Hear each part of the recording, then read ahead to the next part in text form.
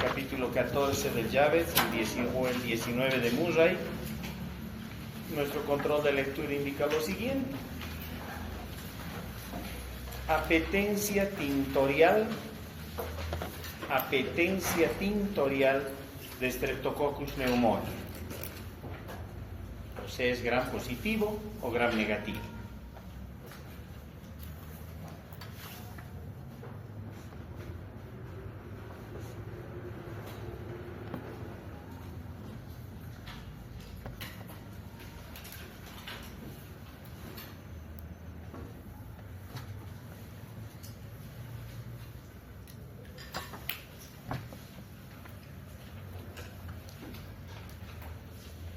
La segunda consulta es: en el agar sangre, ¿qué tipo de hemólisis produce? En el agar sangre, ¿qué tipo de hemólisis produce?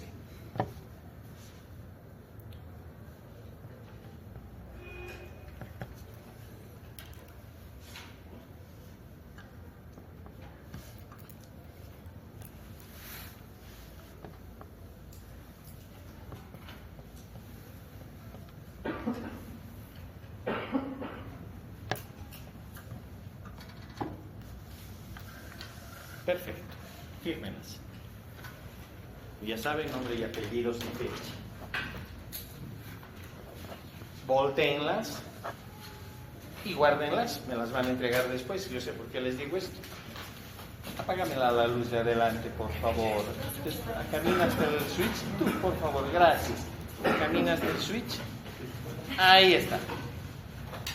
Listo. Muy bien, gracias.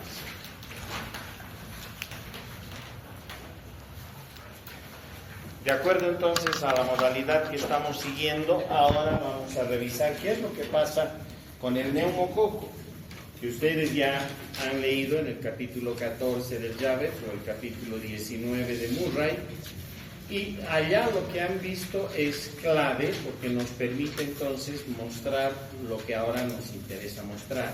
Una vez más, no tiene sentido de que graben, filmen, lo que sea, porque nada de esto va a entrar al parcial. Entra al parcial lo que está tanto en el capítulo 14 como en el 19, ¿de acuerdo? De esto les aseguro que no va a entrar nada. Listo, entonces vamos con la primera lámina, directamente nos vamos a una de las estructuras más importantes que tiene Streptococcus pneumoniae. Como ustedes han revisado ya, esta bacteria presenta una estructura característica que es la cápsula. Esa cápsula, al margen de las, si ustedes quieren, las modalidades que además le permiten la observación microscópica cuando nosotros hacemos la tinción de Gram, no ver precisamente la cápsula, porque esta en el primer lavado se va, sino que en todo caso vemos el espacio que ocupaba la cápsula alrededor de estos neumococos, ¿de acuerdo? Pero para nosotros tiene una especial importancia, porque las cápsulas permitieron, sobre la química que éstas presentan, el poder clasificar a los neumococos en 95 tipos capsulares. Si ustedes quieren, serotipos capsulares, ¿de acuerdo? Obviamente a estas cápsulas también las van a encontrar con el término de SSS, sustancia específica soluble, a partir del término en inglés. Pero para nosotros estos 95 tipos capsulares eran definitivamente importantísimos. ¿Por qué? Porque hasta hace algunos años atrás se vendían las vacunas contra neumococo en las farmacias, las traían diversas empresas, pero traían con serotipos en relación al tipo de cápsula que presentaban, que como nosotros no sabíamos qué serotipos de neumo estaban circulando en Bolivia, pues obviamente entraba la vacuna que sea, ¿no es cierto? Y entraban diferentes tipos de vacunas y las vendían, etcétera. Hasta el momento en que nuestro laboratorio, me refiero al laboratorio de bacteriología del INLASA, el laboratorio nacional de referencia, nos abocamos a la tarea de averiguar cuáles eran los serotipos que circulaban en Bolivia. Y el momento en que lo hicimos, descubrimos que todas las vacunas que llegaban no servían. en vano se las comprabas y eran carísimas desde ya, y sin embargo no tenían ninguna utilidad, ¿de acuerdo? Por eso es que ahora vamos a revisar qué es lo que sucede desde el punto de vista microbiológico. Les recuerdo que esta es la asignatura de microbiología, no es infectología, pediatría, para que hablemos de la parte clínica. Eso ustedes a lo largo de los años que les quedan en la facultad van a entrar con mucho detalle en lo que significa la parte clínica. Aquí nos interesa la parte microbiológica, ¿de acuerdo? Entonces, si nosotros vemos, evidentemente estamos hablando de una bacteria que es muy exigente desde el punto de vista nutricional. Es un microorganismo que tiene la capacidad de poder desarrollar solo en medios de cultivo enriquecidos. Y ahí, obviamente, el agar sangre vuelve a ser importante. En este caso está enriquecido con sangre de carnero al 5%, y para una vez que uno siembra las muestras para poder incubar, las tiene que llevar a este sistema de la jarra o de la vela, que no es otra cosa que lo que ustedes están observando, ¿verdad?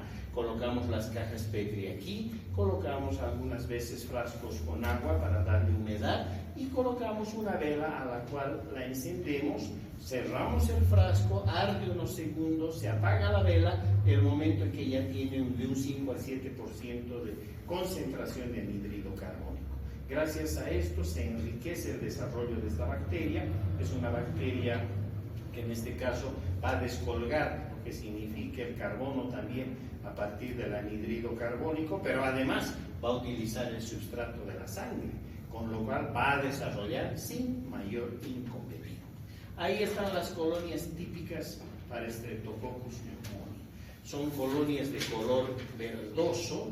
Las más de las veces uno las puede ver prácticamente translúcidas, pero con un fondo verdoso, tanto alrededor de las colonias como en lo que correspondería allí donde asientan las mismas. Y eso tiene una explicación, es porque provocan una hemólisis parcial o incompleta en el agar sangre. Si nosotros amplificamos la imagen, podemos observar esto en las colonias. Eso es muy característico.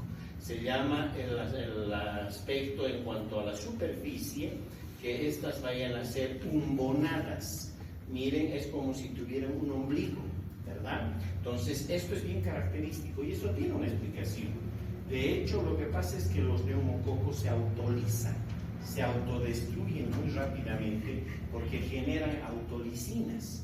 Y de hecho, basta que ustedes vean que han sembrado ayer y esta mañana leemos las colonias, las más van a tener todavía superficies planas, pero si a la tarde vemos las colonias ya tienen este aspecto umbonado, como si tuvieran un ombligo. Eso es porque ya empezó la autólisis. Se empezaron a destruir y obviamente se va formando esa concavidad en lo que corresponde a la superficie de las colonias. ¿De acuerdo? Ya está.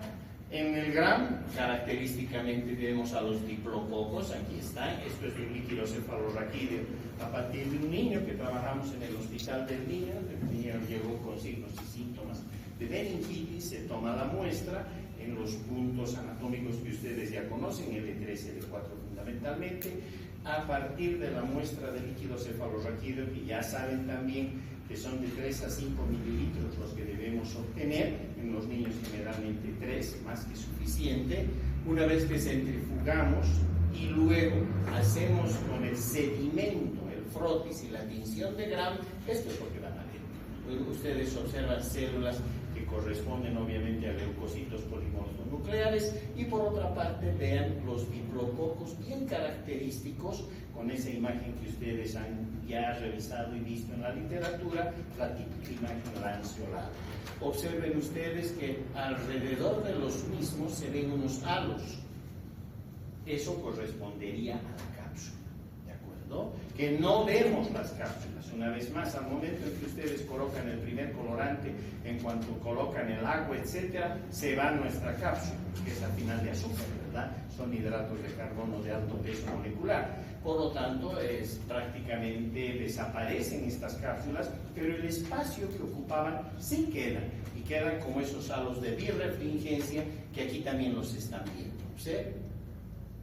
¿De acuerdo? Cuando nosotros vemos esto, ya encaminamos nuestro diagnóstico, y a partir de la lectura además de colonias revisamos las pruebas de identificación. Las pruebas son característicamente a la prueba de la catalasa, que la hacemos con el agua oxigenada, con el peróxido de hidrógeno. Esta es una prueba positiva, esta es una prueba negativa.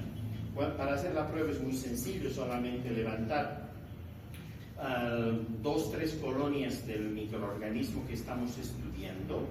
Generalmente levantamos con palillos de madera o de vidrio, no de metal, y después colocamos una gotita de agua oxigenada, o hay otras personas que colocan una gotita de agua destilada y allí preparan la suspensión de las colonias y luego le añaden 1 o 2 gotas de agua oxigenada. Esta es una prueba positiva, inmediato burbujeo. Esta es una prueba negativa donde no hay burbujeo. En este caso es la prueba negativa. La catalasa tiene que ser negativa. De lo contrario llamas a ser otro tipo de microorganismo. ¿De acuerdo? Y la prueba para nosotros concluyente, esta prueba se hace en todo Bolivia, en los laboratorios de bacteriología, es la famosa prueba de la optoquina. Aquí está la prueba de la optoquina practicada en una caja Petri donde se han sembrado 2 estreptococos. Los 2 son alfa-hemolíticos, son verdosos, si ven, ¿de acuerdo? Y se les colocan los discos de optoquina. Estos discos de optoquina permiten diferenciar muy rápidamente si es o no es neumococo. En este caso, observen ustedes, no hay ningún halo de inhibición de desarrollo alrededor del disco. En cambio, aquí sí, fíjense, hay un halo de inhibición donde no hay desarrollo del microorganismo que hemos puesto para poder hacer la prueba. En este caso es una prueba de optoquina negativa, en tanto que esta, fíjense, ahí está ese halo, para que se destaque mejor aún, este halo de inhibición frente a la optoquina a nosotros nos dice que ya estamos hablando de Streptococcus pneumoniae. Evidentemente hay diametrajes que debemos respetar, pero basta que sea una prueba de optoquina positiva, es decir, hay un halo de inhibición, ya para nosotros eso es Streptococcus pneumoniae, en tanto no se demuestre lo contrario. Todos los laboratorios de Bolivia en bacteriología hacen esto. A veces el halo puede ser estrecho, pero muy estrecho, no cumple esto de mayor a 14 milímetros de diámetro, por ahí tiene 9-10 milímetros de diámetro. En esos casos en los que hay dudas, hacemos la confirmación, y la confirmación es la solubilidad en bilis. Esto está muy sencillo. Lo que pasa es que las sales biliares, cualquiera sea la sal, provoca un efecto de activar el proceso de autólisis del neumococo. Hemos dicho que se autolizan, ¿verdad? Porque tienen la capacidad de poder fabricar autolisinas muy rápidamente. De hecho, si ustedes siembran en un caldo cerebro-corazón que viene enriquecido al neumo y mañana sacamos el tubo, hay desarrollo. Ponemos al gran frotis, hacemos la tinción y se ve muy bonito. Pero si ustedes dejan ese tubo sobre el mesón y lo dejan ahí 48 horas más, cuando vuelven a hacer la prueba o hacemos repique para sembrar, ya no desarrolla, porque el neumo se autorizó. ¿Qué hacen estas en general las sales biliares? Activan las autolisinas. Así que nos aprovechamos de ese fenómeno para hacer la prueba de solubilidad, que en realidad se hace con desoxicolato de sodio. Preparamos desoxicolato de sodio, preparamos los tubos, miren las suspensiones, aquí están. En este caso vamos a partir por la derecha para hacerlo más fácil. Este es el tubo control de calidad y aquí está el tubo para nosotros donde queremos hacer la prueba como tal.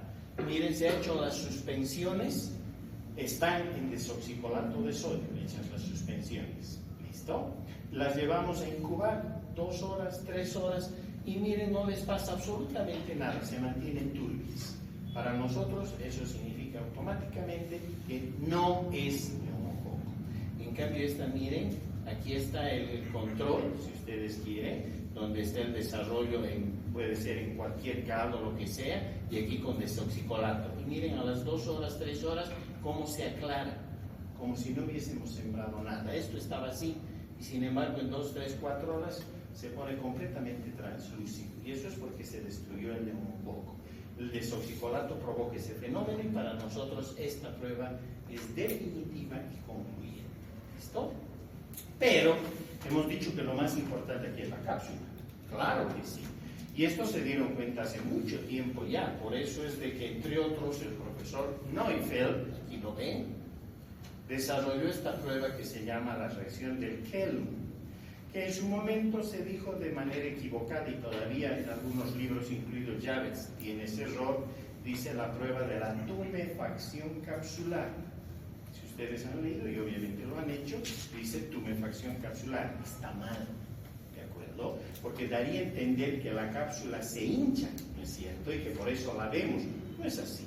No se va a hinchar. No hay tumefacción capsular. Lo que hay es una reacción antígeno-anticuerpo. Ya la vamos a ver. ¿Listo? Por eso les colocamos que no hay tumefacción. Y el profesor Neufeld, miren ustedes, para el año 1910 ya empezó a estudiar los serotipos de neumococo, empezó a estudiar la cápsula del neumococo, y por eso es de que trabajando luego con antisueros se pudo hacer esta reacción de Neufeld. Acá tienen una prueba positiva. Miren estos como halos alrededor de los diplococos. Miren, aquí se ve todavía mucho mejor. No es que las cápsulas sean hinchadas. Lo que pasa es que aquí nosotros utilizamos antisueros dirigidos contra los azúcares de la cápsula. ¿De acuerdo? En ese caso es un antisuero polivalente, agarra todos los serotipos. O sea que colocamos el antisuero capsular, se va a producir la reacción antígeno-anticuerpo, y es eso lo que estamos mirando, esa reacción antígeno-anticuerpo entre el antisuero versus la cápsula del neumococo. Obviamente estas son preparaciones en fresco, no hay que hacer frotis, no hay que teñir nada. Uno coloca la suspensión, coloca el antisuero, y para hacerla más visible le colocamos una gotita de azul de Evans. Una gotita nada más y un cubreobjetos. Llevamos al microscopio y esto es lo que vamos a ver. ¿De acuerdo? Si se ven las cápsulas perfectamente delimitadas, ese es un Kelm positivo o Neufeld positiva, significa que estamos en la senda, evidentemente se trata de neumococos. Pero, volvemos a repetir, nuestro problema era sobre 95 serotipos capsulares. ¿Cuáles son los que están en Bolivia? En Estados Unidos, por ejemplo, es muy frecuente el 6B, el 14, el 18, entre otros. En Colombia, que es el país, uno de los países que más ha trabajado en nuestra región sudamericana, todo esto de los neumococos, el serotipo 14, el serotipo 6B y el serotipo 19F, esos son los más frecuentes. Nosotros no sabíamos, así que había que ponerse a trabajar, y eso es lo que hicimos. Por lo tanto, trabajando, se encontró con que los serotipos en nuestro laboratorio, encontramos que los serotipos circulantes eran el serotipo 14, el 6B, el 6A, el serotipo 5, el serotipo 1 y el serotipo 19F. Esos son los serotipos circulantes en Bolivia. Esto sí, cópienlo, porque esto lo necesitan saber, y es esto también que sí lo vamos a consultar al momento del examen, ¿de acuerdo? Pero es bueno, además, compararnos con otros países, por ejemplo, Ecuador. En Ecuador tienen al 19A, al 19F, el 15A, el 3, el 6B y el 15B, ¿de acuerdo?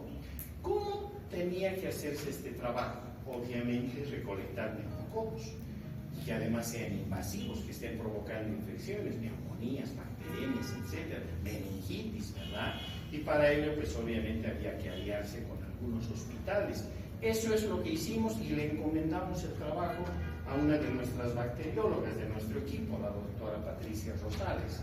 La doctora Patricia Rosales empieza a trabajar sobre los neumococos que se obtenían y que llegaban particularmente de menores de 5 años. Ahí es mucho más fácil el poder aislar estos neumococos, y es así entonces, ahí está el trabajo, la publicación de la Organización Panamericana de la Salud, donde figura una boliviana, la doctora Rosales, y evidentemente es ahí donde nos encontramos con que los serotipos fundamentales habían sido estos. Había que elegir ahora ya la vacuna.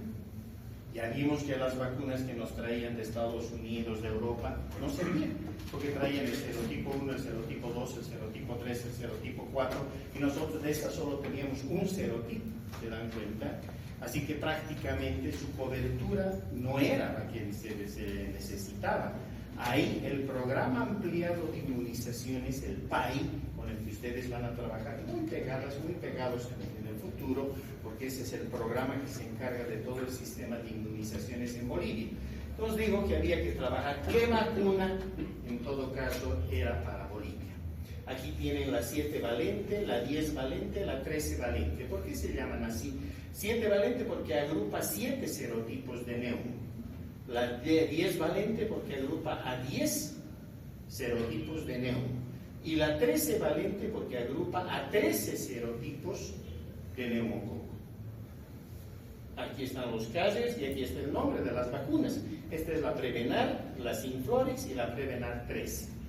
Cuando se hizo el estudio con el Ministerio de Salud para autorizar qué tipo de vacuna iba a introducir Bolivia, obviamente se dieron cuenta que esta, la 13 valente, agarraba al serotipo 14, sí, al serotipo 6B también, al serotipo 6A, aquí está, el serotipo 5, aquí está, el serotipo 1, aquí está, y el serotipo 19F, aquí está. Incluso en ese momento empezó a aparecer otro serotipo, el serotipo 19A, también lo agarraron. Por lo tanto, Bolivia autorizó para que empecemos a utilizar la Prevenar 13, que es la vacuna 13 valente, agrupa 13 serotipos, entre los que ustedes están viendo están los serotipos de mayor importancia en el país, que circulan en nuestro país y que obviamente son parte, en este caso, de los neumococos que infectan, sobre todo a la población pediátrica. ¿De acuerdo? Ahora sí, aprobada ya la vacuna. La vacuna ingresa en el sistema PAI de inmunizaciones y hoy por hoy ustedes tienen esa vacuna disponible sobre todo para menores de 5 años o personas de la tercera edad. ¿Es importante hacer vacunar a nuestros niños? Claro que sí, porque cuando no los hacíamos vacunar para las enfermedades por neumococos, teníamos muchos niños con meningitis, sobre todo porque hacen bacteremia, pueden hacer focalización pulmonar o pueden hacer focalización en el sistema nervioso central. Y entonces las salas de pediatría, sobre todo en invierno, empezaban a ser concurridas por niños en los diagnosticados con meningitis o neumonías, cosa que está pasando actualmente, ¿verdad? ¿Por qué están apareciendo tantos casos de neumonías por neumococo en nuestros niños? Porque en la mayor parte de los casos, y hay estudios que ya están haciendo los pediatras, lamentablemente hay papás irresponsables que no hacen vacunar a sus niños y niñas. Otra vez, porque siguen pensando, alguien les ha metido en la cabeza, gente ignorante, gente tonta, les ha metido en la cabeza que las vacunas son malas, son negativas, que te hacen daño, que te vuelven hombre lobo, que no son las tonteras que son eso. ¿Listo? Entonces no hacen vacunar a sus niños y miren las salas cómo se están llenando, están colapsando los hospitales por no introducir una vacuna que es buenísima, que los protege a nuestros niños de terribles problemas. Si ustedes, espero que nunca hayan tenido esa situación tan grave en la familia, pero ya cuando ustedes entren el próximo año a materias clínicas y circulen en los hospitales, van a ver la tragedia que es ver una guagua con una meningitis, por ejemplo, neumocosa. Es lo más horroroso que puede existir. Es un sufrimiento en ese niño, que además cuando pase el problema, ya sabemos que el déficit va a quedar marcado como secuela a nivel de su sistema nervioso central. Va a haber déficit de diferente intensidad a nivel neurológico. ¿Y quién quiere eso para su hijo o hija, verdad? Así que entonces, ahí la importancia de nuestro trabajo. Ahí está la Prevenar. ¿Listo? Aquí están viendo los serotipos de neumococos identificados entre el 2017 y 2019 y están los países Bolivia, Colombia, Ecuador y Paraguay. Da justo ver esto, porque cuando ustedes ven otras enfermedades no hay Bolivia. No hay Bolivia porque no hay trabajo. Ustedes tienen que hacer más investigación, ¿verdad? Y publicar. Entonces, si nosotros vemos los serotipos, evidentemente cada vez empiezan a circular más serotipos interesantes. De hecho, aquí tienen ustedes con la vacuna para el neumococo, de acuerdo al PAI en la región de las Américas, todos los países han logrado ya introducir, inclusive Bolivia. Hay algún país, caso de una de las Guayanas, que no introdujo. Ni modo, están teniendo graves problemas. Y en cuanto a sus hospitales, aquí están los hospitales por países que intervienen en esto. Hay que hacer una vigilancia que la van a aprender en salud pública, se llama Centinela. En Bolivia está por Santa Cruz el Hospital Mario Ortiz Suárez, que es un hospital general, pero con mucho énfasis en pediatría. En Cochabamba el Centro Albina Patiño, que es un centro internacionalmente prácticamente galardonado por sus trabajos en pediatría. Y en Chuquisaca, en Sucre, está el Hospital Sor Teresa Huarte, que es el otro hospital que tiene mucho énfasis en salud materno-infantil, parte pediátrica, ¿de acuerdo? En La Paz estaba el Hospital del Niño, pero lamentablemente su laboratorio de bacteriología no trabajó correctamente y tuvo que salir del sistema de vigilancia. Qué pena, ¿verdad? Entonces ustedes saben ya que esto tiene que caminar como reloj. Ya está. La última parte que nos interesa saber es qué pasa con la resistencia, sobre todo a los betalactámicos por parte de los neumococos. En realidad, para que se hagan resistentes a la penicilina, no lo hacen por betalactamasas, no fabrican enzimas. Lo que hacen es modificar sus PDPs, sus proteínas fijadoras de penicilina. Así que en ese caso el antibiótico pasa, llega, en este caso el betalactámico, llega a la PBP, pero la PBP está modificada. Y como está modificada, ya no hay reacción entre la penicilina y la PBP. ¿De acuerdo? Así que esto hay que buscarlo y se busca con cuidado. ¿Cómo lo hacemos en nuestros laboratorios?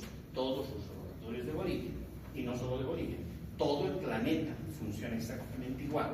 Hacemos la famosa prueba del tamizaje de oxacilina. No le ponemos disco de penicilina, ampicilina, si yo quiero saber si esa cepa es o no es sensible a la penicilina. Le ponemos disco de oxacilina, aquí está. Y miren ustedes, se forma un halo. Ese halo es el que tenemos que medir. Si ese halo es igual o mayor a 20 milímetros, es una cepa con sensibilidad a la penicilina. En tanto que si el halo es igual o menor a 19 milímetros, es una cepa con sensibilidad disminuida a la penicilina. ¿De acuerdo? Bien, ahí está, nos está marcando que para la penicilina hay que hacer con el disco de oxacilina, tal cual hemos indicado. Esas son las tablas con las cuales interpretamos precisamente los antibiogramas. Y ahí está el halo, obviamente, para hacer las mediciones. Se llama entonces tamizaje o screening para oxacilina, en este caso orientada a la penicilina. Aquí están los halos, si son iguales o mayores a 20 milímetros, significa que esa cepa es sensible a la ampicilina, a la amoxicilina, desde ya a la penicilina, a la ampicilina sulbactam, a la amoxiclavulánico, a las cefalosporinas. Lo que más usamos en Bolivia es cefotaxima o ceftriaxona, como también imipene, como meropene y otro tipo de cefalosporinas que no las usamos mucho en Bolivia. ¿No? En cambio, ¿qué pasa si los halos son iguales o menores a 19 milímetros? Uno diría resistente, ¿verdad? No es así. Si los halos son iguales o menores a 19 milímetros, hay que correr concentración inhibitoria mínima a la penicilina y a una cefalosporina de tercera, sea la cefotaxima o sea la ceftriaxona. Y esto se hace desde el Canadá hasta la Argentina. ¿No? O sea que cuando ustedes estén en los hospitales, ya como pediatras, infectólogas, internistas, nefrólogas, en fin, cada vez que les aíslen neumococos en diferentes muestras, lo único que tienen que hacer es preguntar cómo salió el tamizaje de oxacilina, porque bacteriología se supone que está haciendo eso. Entonces les va a decir, me ha dado un halo, por ejemplo, de 25 milímetros, belleza. Significa que todos los betalactámicos los tengo habilitados. ¿Se dan cuenta? No necesito poner penicilina, ampicilina, no, ¿vale? Todo ya está habilitado. Si el halo les dice, no, nos ha dado 14 milímetros, está aquí. Entonces la pregunta inmediata será, ¿y qué salió en la concentración inhibitoria mínima? No lo hemos practicado porque le estamos mandando la cepa a un centro de referencia, está bien. En este caso hay 2 centros de referencia. El INLASA para el lado occidental de Bolivia y Cenetrop para todo el lado oriental del país. ¿De acuerdo? Entonces, ¿qué va a hacer el laboratorio de bacterias? Va a agarrar esta cepa de neumo, la va a mandar al centro de referencia y el centro de referencia va a repetir todo y va a repetir incluso esto, y si da y repite el mismo resultado, digamos 14 milímetros, le va a correr la concentración inhibitoria a la penicilina y a una cefalosporina de tercera generación. Aquí está. La van a correr en microplaca o microdilución, que es lo más práctico, o por epsilometría, que es todavía más fácil. Son cintitas, vean ustedes, son cajitas nuestras.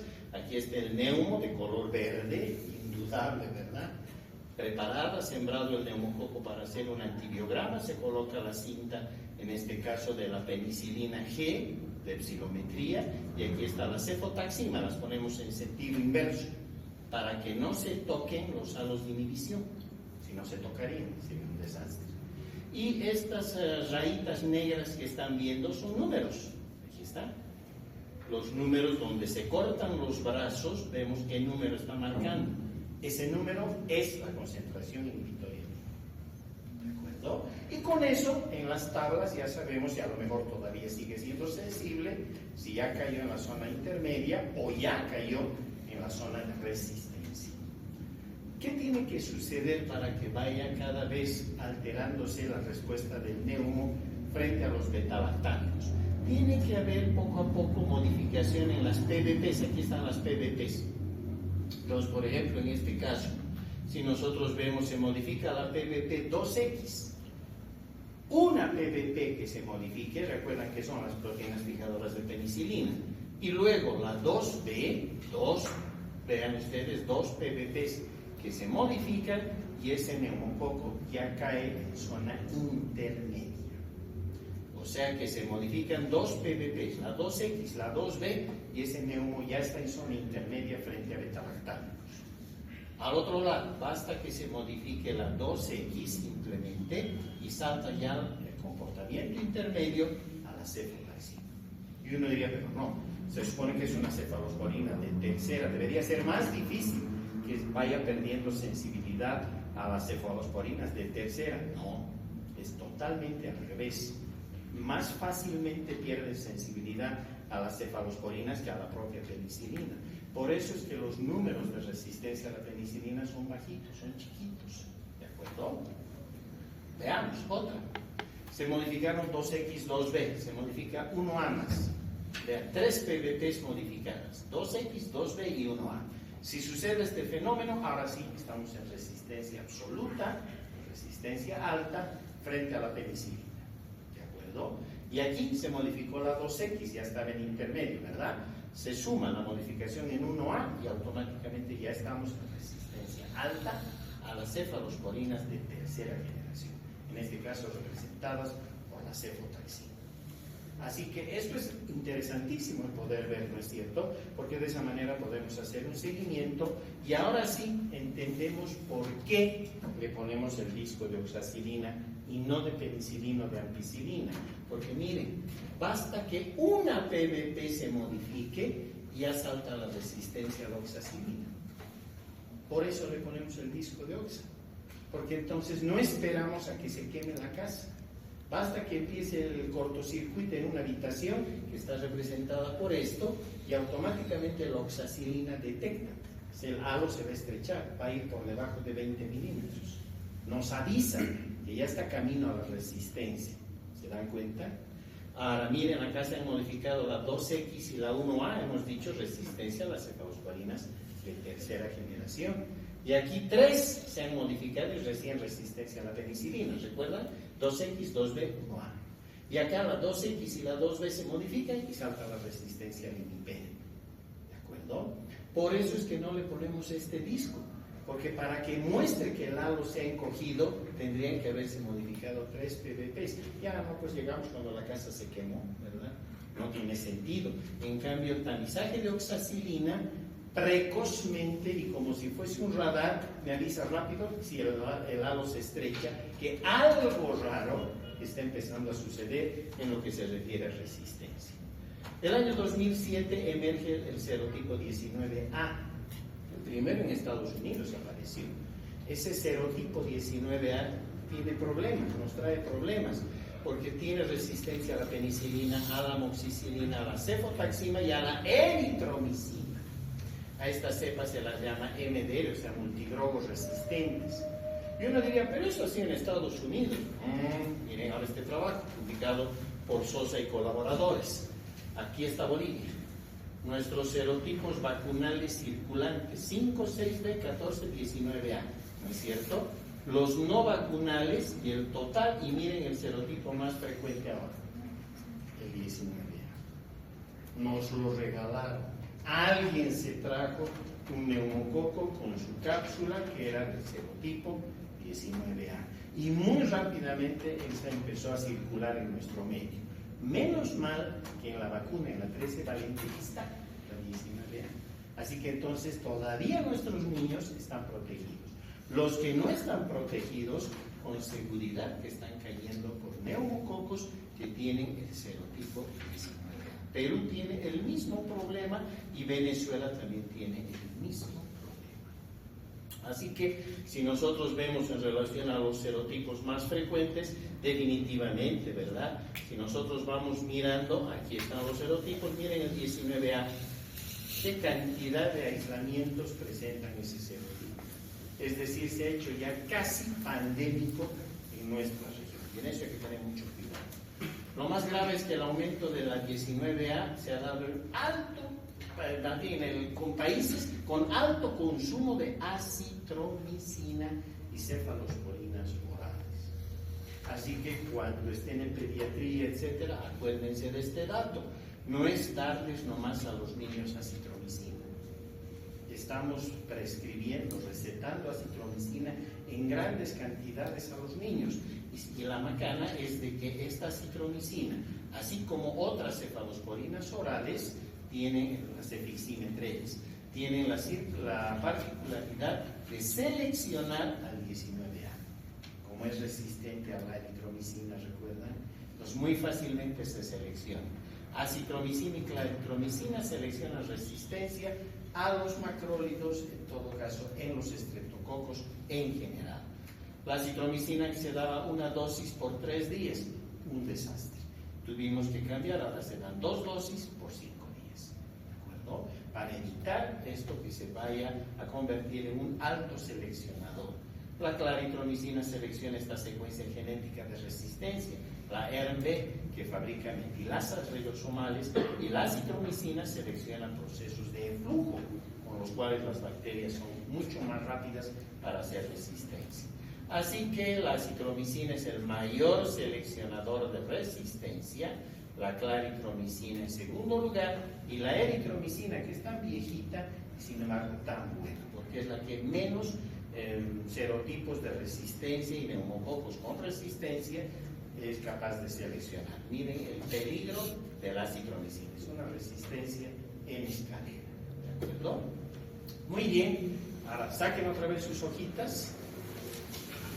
Miren, este es un paciente, ahí lo tienen ustedes, muestra de esputo. El resultado en cuanto al laboratorio ha mostrado abundante presencia de leucocitos, escasa cantidad de células descamativas, lo que significa que bien tomada la muestra de esputo, abundantes diplococos gram positivos en cadenas. Dice que son alfa-hemolíticas, son diplococos gram positivos capsulados. Aquí están sus pruebas: catalasa negativa, ortoquina positiva. Acabamos de ver su diagnóstico streptoneumonía y aquí está su antibiograma. Comenten en sus hojitas, comenten el antibiograma y díganme qué les parece ese antibiograma de acuerdo a lo que hemos hablado y a lo que ustedes ya han leído. Nada más. 10 minutitos. Fíjense, aquí está la penicilina, se ha hecho tamizaje de oxacilina, mostró sensible. Cefotaxima y ceftriaxona sensible. Gentamicina sensible. Cloranfenicol sensible, acitromicina sensible, claritromicina sensible, cotrimoxazol, que es una sulfa resistente, tetraciclina resistente, ampicilina sulbactam resistente. Su tamizaje de oxacilina dio 18 milímetros. Con toda esa información, díganme qué les parece ese antibiograma. ¿Es creíble? ¿No es creíble? ¿Y el por qué? Pueden ver sus celulares, pueden bajar información, no hay ningún problema. Es más, vean sus celulares. Todo lo que hemos hablado. El tamizaje ha dado 18 milímetros.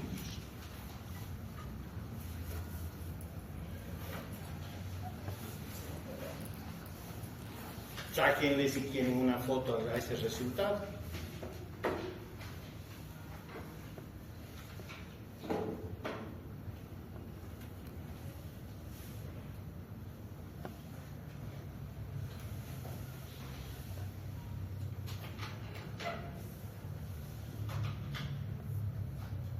Ahora voy a regresar. Ya la sacan, ¿verdad?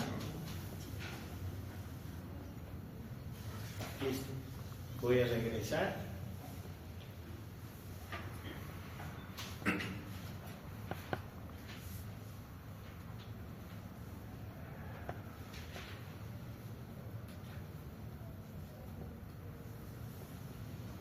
Ahí está. Claro, el resultado que ustedes le han sacado a la foto, fíjense, coincide, no coincide, es correcto, no es correcto. ¿Por qué hacemos esto? Porque ya no lo van a hacer más, hasta el día en que sean médicos. Y en la primera guardia que hagan, les va a llegar el reporte de una meningitis. Y si ustedes le van a creer a la bacterióloga, al bacteriólogo al 100% lo que dice ese reporte, y no van a dudar y no se van a acordar de estas cosas, le van a dar a lo mejor a ese niño el antibiótico equivocado o esa persona. Y en 48 horas va a estar en terapia intensiva, se va a morir. ¿El neumo mató a ese niño? No, nosotros. Primero el laboratorio, porque a lo mejor se equivocó.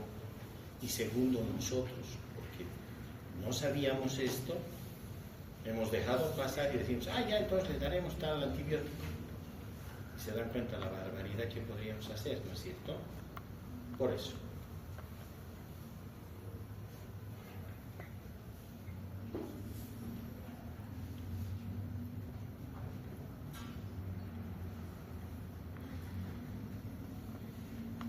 Comenten en sus hojitas, pónganle si ese antibiograma es creíble, y si es creíble, el por qué, y si no es creíble, el por qué. Las personas que desde ya acierten en esto y esto sí, como está la hojita, voy a entregarle a la doctora Pilar Pacheco para que les coloque, no han querido los 3 puntos, peleado a morir, un punto, es lo que me dicen, la nota final. Pero eso está bien, imagínense quedarse con 50 de punto 51. Belleza. Pero ustedes van a pelear para que el 89 se vuelva 90, ¿no ve? Pues me ha aceptado que les voy a poner un punto sobre la nota final.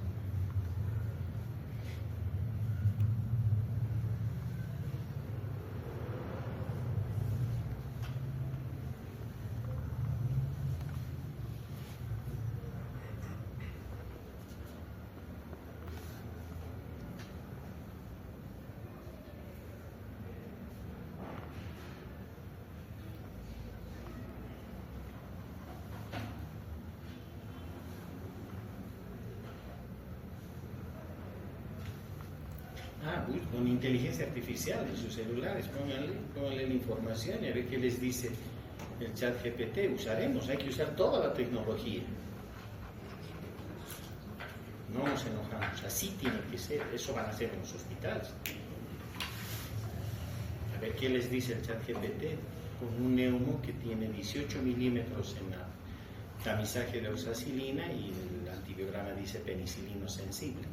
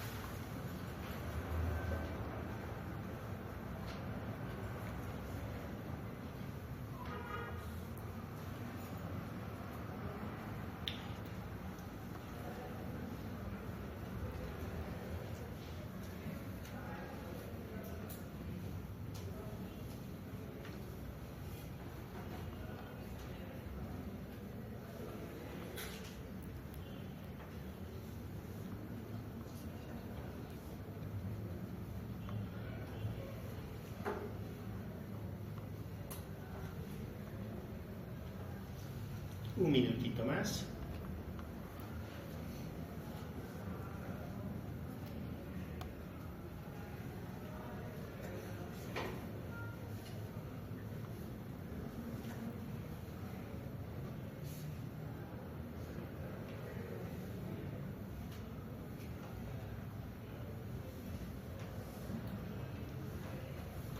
Y aunque no me crean, estos resultados son muy frecuentes en nuestro país.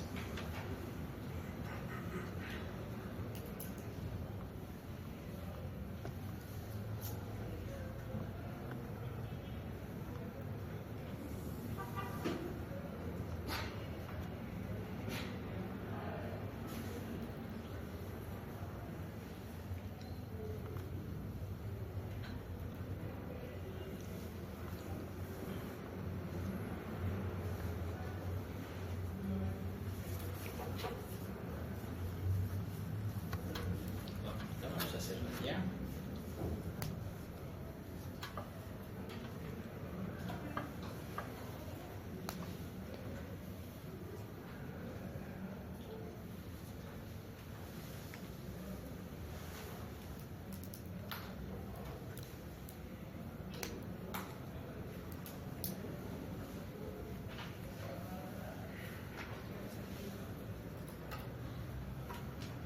Y bien,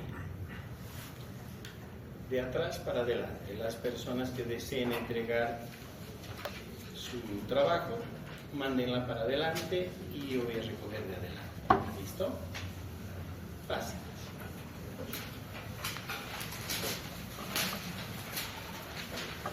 Quien no desee entregar no lo hace, no hay ningún problema.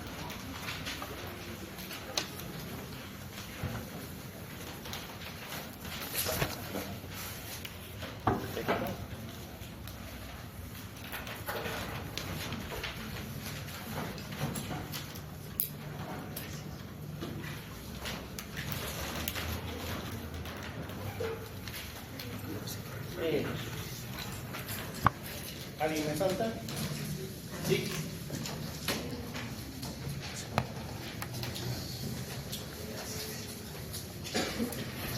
Bien, doctoras, doctores, así es como tenemos que hacer medicina.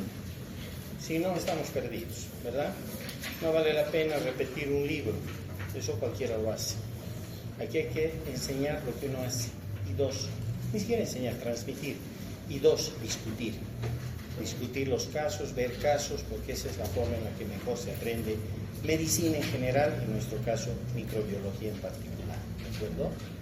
Muchas gracias, eso es todo. Sí, dígame. ¿Podría decir? ¿El resultado? Claro, me parece excelente, muy bien. Tamizaje de 18 milímetros, ya está por ahí la clave. Por lo tanto, no es una penicilina sensible. Esa cepa tenía que irse a hacerse concentración inhibitoria mínima. ¿De acuerdo? Vamos a suponer que lo han hecho y que ha salido sensible. Hay dos opciones ahí. Si no lo han hecho, pues está mal, penicilino sensible, cefotaxima sensible, ceftriaxona sensible, se está inventando el laboratorio, ¿verdad? Ahora vamos a suponer que lo han hecho y evidentemente sí ha funcionado de esa manera. Pero han visto abajo al final, ampicilina sulbactam, decía resistente. No puede ser, ¿no es cierto? No puede haber contradicción con penicilina y cefalosporinas. Si estamos viendo que evidentemente si es sensible a todos los betalactámicos. ¿De acuerdo? Y si es resistente, toditos tienen que salir resistentes. No puede haber esa diferenciación. El laboratorio se equivocó y podría provocar un problema enorme con ese paciente. ¿Listo? Aquí. Eso es todo. Gracias.